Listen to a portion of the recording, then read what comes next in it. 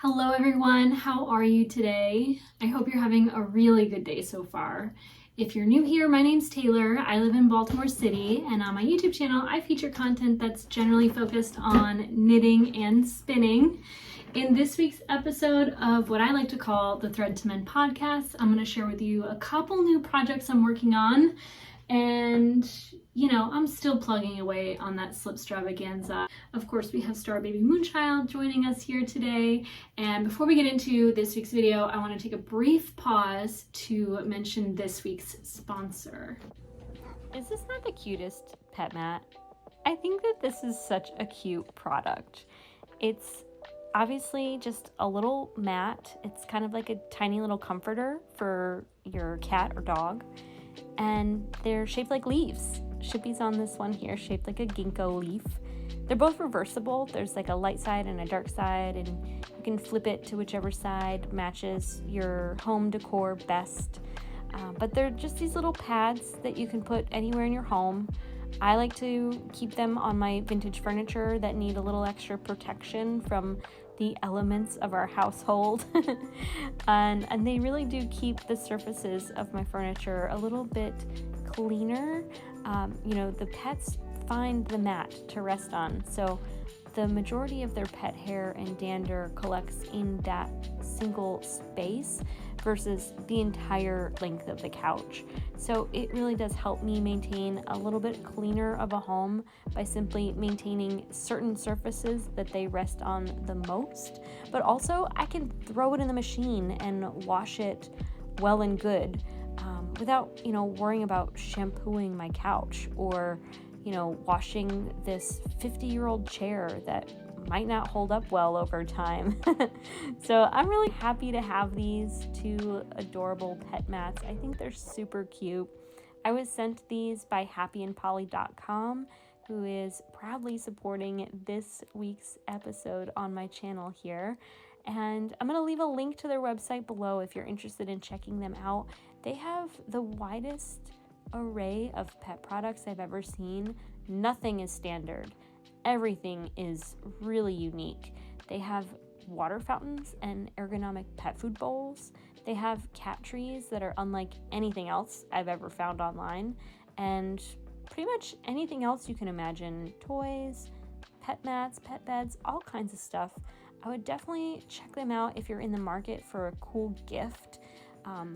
If you don't have your own pets, you might know someone who does, and if you're ever not sure what to get someone, something for their pet is always appreciated, I think. So definitely check them out. They have products in all types of price ranges. So even though some of their stuff can be an investment piece, there's a lot of things that are really great gift prices. So definitely recommend their website for all kinds of unique pet products.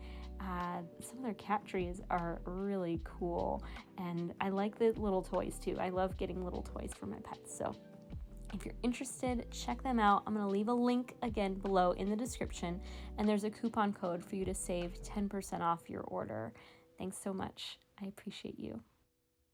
On Friday, I spent a lot of time working on this, and I know that I shared with you all the kind of bottom band in the past, but you'll see it has this very intricate traveling cable moment happening that then carries itself into the center bust. I thought I would just show you a few details of this design as I work it.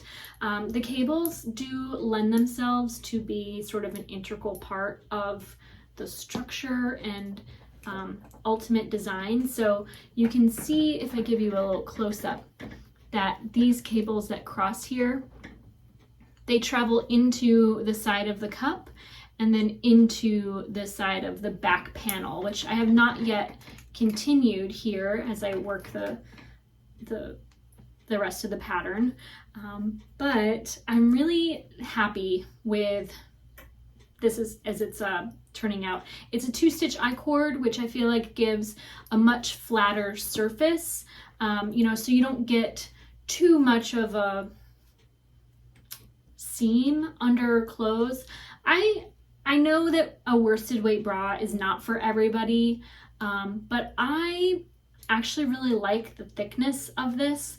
I designed a bra in a DK weight, and someone was like, why would you ever choose something that thick? And I thought it was so funny because I actually really love a thicker undergarment. I choose sports bras with a little bit of padding because I want the texture beneath my t-shirts to be obscuring everything underneath my clothes. And I feel like heavier weight garments do that, or heavier weight yarns will do that. They will obscure the texture beneath the fabric. So the cables cross at the side seams into the cup and along the back panel, and then at the front center as well.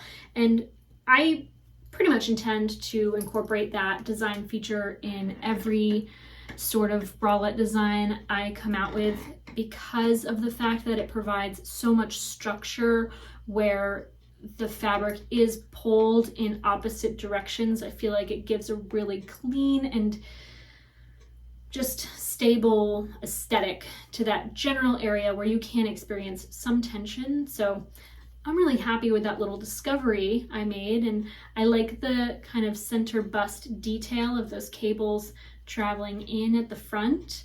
So this is really an exciting little top I'm working on. I do hope to finish this in full before the end of the weekend. I very likely will not finish grading it for a minimum of another week. And then as soon as I have the pattern graded and drafted, I will let you know when I'm calling for testers. But it is using Jill Draper Makes Stuff Kingston yarn.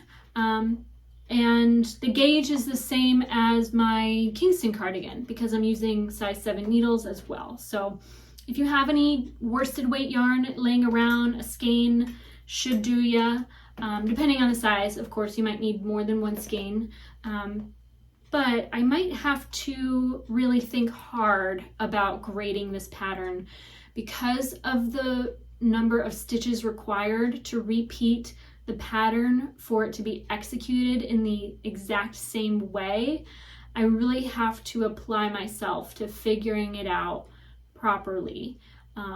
So as easy as it is for me to make something to fit myself that I can try on and take off and try on and take off, with this number of stitches required for each repeat of the bottom band pattern, it's going to take me a little time to figure out how many sizes I can grade it to become and whatnot. But I'm determined to make this a real live garment because I just think it's so gorgeous. It has so much potential. And even if it is graded in sizes with 4 inches between them, I still think it's worth considering. It looks very complicated, but it is much more simple than it seems because there's this little traveling beginning of round stitch. So you just simply work a couple stitches, move the beginning of round, and then things have shifted in a way that you can just work a few stitches in a repeat to have them connect and continue all the way around the bottom band. So I'm really happy with the way this is coming along. Again, I think that the grading is going to be a little difficult to map out, but I'm determined. And the back panel is going to be really exciting too. I haven't even approached that yet, but I have plans. I am knitting a tiny bit on my Slipstravaganza here. I have been trying to work on this as much as possible between other projects in my house where I'm happy and have positive associations. This is the project I used to take to work with me on my lunch breaks, and I didn't want to pick it up for weeks on end because it would remind me of work. And if you've been watching my recent podcast episodes, you know that work is a sensitive subject for me right now. I won't go into it in the beginning of this episode, but I will take a brief moment to thank every single one of you who reached out in the comments of last week's video to offer support, encouragement. You don't know how much comfort it really did give me and confidence it gave me to think about possibility and what is possible. I met a new friend this past week, and they said to me something their friend says to them. They said, anything is possible. Anything happens all of the time. I think it's from a movie, but I don't know which. Sometimes it's a comforting statement and sometimes it's quite frightening when you think about, you know, changes to our constitutional rights and how like things like that can apparently happen at any time. It's just shocking, but it's also sometimes good to know like anything can happen. So anyway, the more I work on it in my home, again, reclaiming my comfort with this project, the more of a comfort knit it will become again. So I just want to, like I said, wash away the association with past experiences. I have one other project I'm excited to share. I had this concept of knitting a t-shirt because it's that time of year. Everyone's either wearing their knit tees or publishing their knit tees or tanks, or, you know, making new summer garments. And I felt like I needed something to wear that's handmade. And I pulled a couple skeins out of my stash. Wow, this is bright, huh?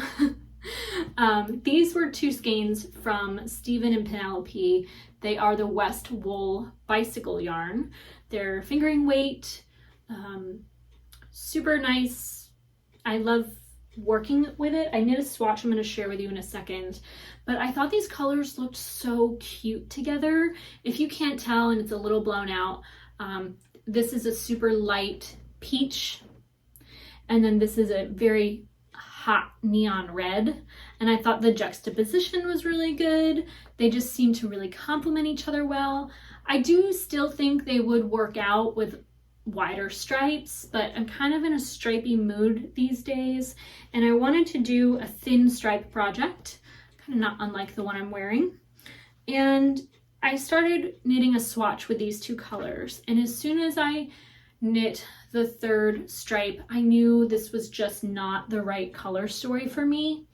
2 things. One, it looked a little bit sporty, and I'm just not a sporty spice. And I thought that the color of the peach really lost its specialty with the stripe of the neon red. It looked like it just blew out the peach, and it was an accidental peach. It looked to me like the neon red bled into a white that no longer appears white. I decided immediately I didn't want to go that route with this, and I pulled out a 3rd skein of the same base. It's this gorgeous burnt orange. And at first, I didn't think that I would use these together at all, because this is bright and this is muted. This is kind of dusty looking, and this is blindingly bright. But as soon as I started working them together in these thin stripes, I just knew that these have to be knit together.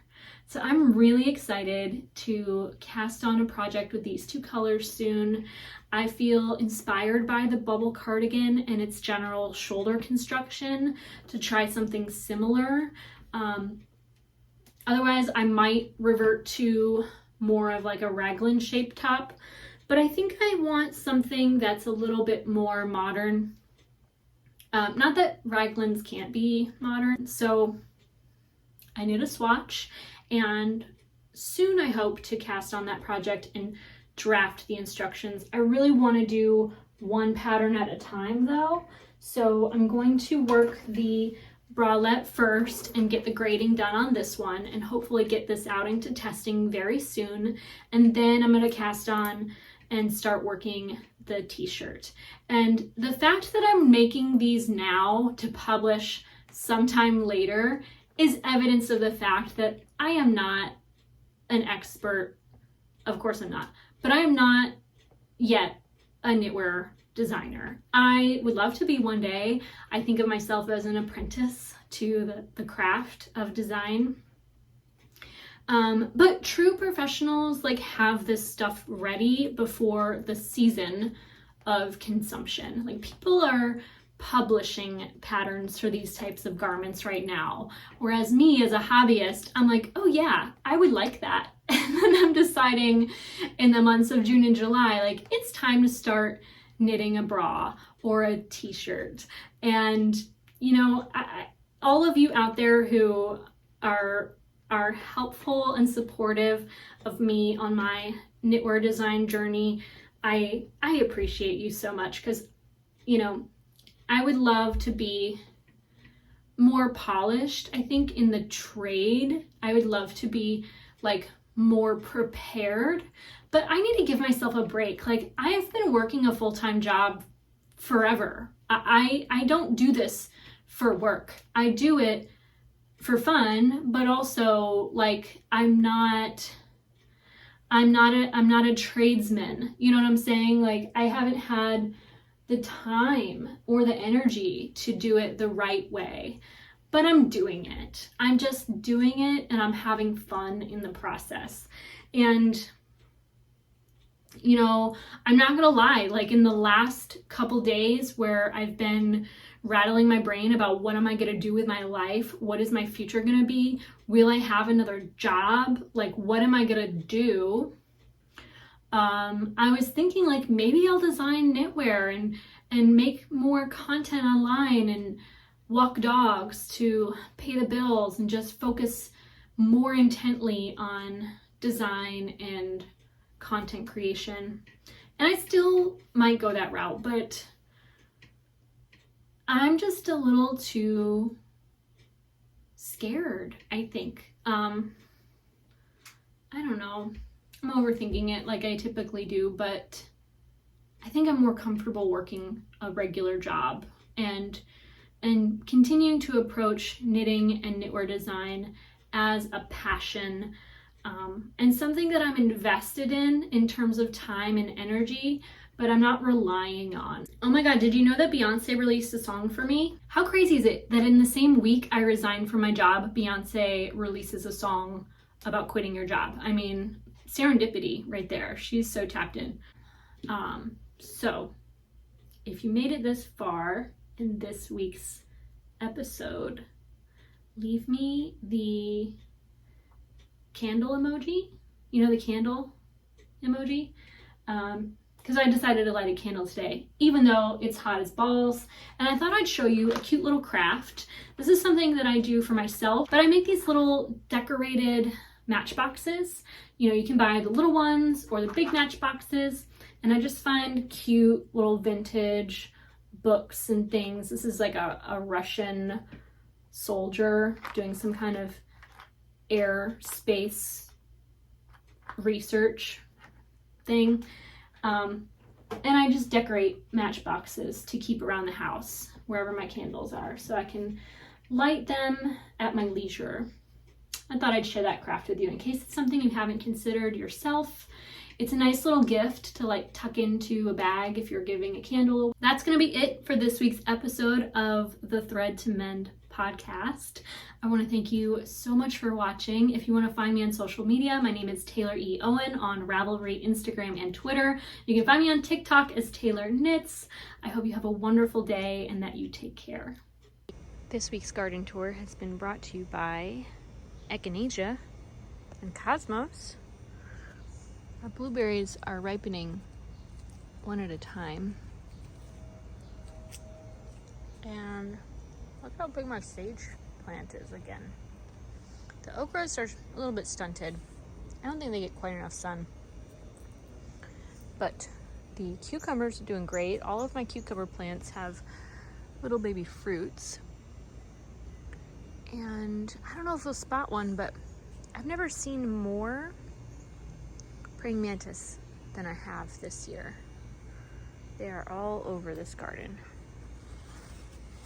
And there are ants farming what I think are aphids on the sunflowers. So there's that happening. And whatever squash this is, there are tons of blossoms. I hope we might get some fruit. The raspberries are still ripening. We can't really pick them fast enough. patches are starting to get a little ragged. But I love raspberries. I tell you, if you have space to grow anything, grow raspberries. They're so good for you and they're so easy to grow. I'm really loving this, I think it's called dead nettle. I forget.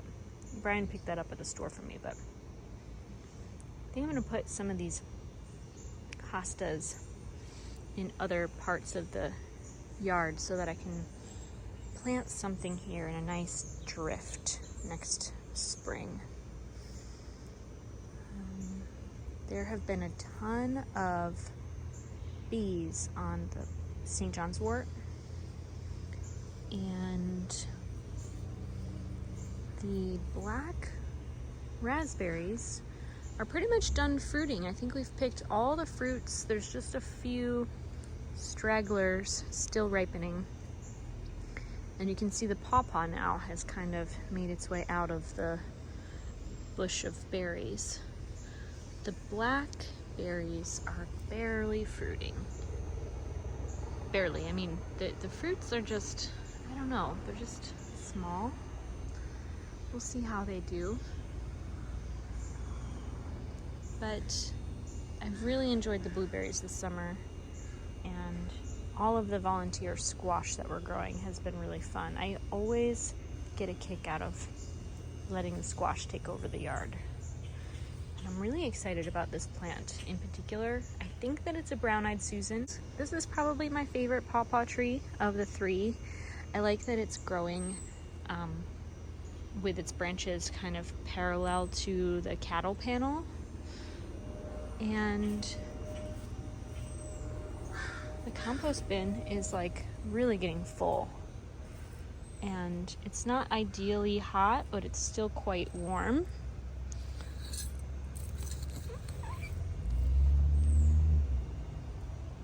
I should probably turn it soon. This is the first summer I have not run out of brown materials to add to the surface layer of my compost bin.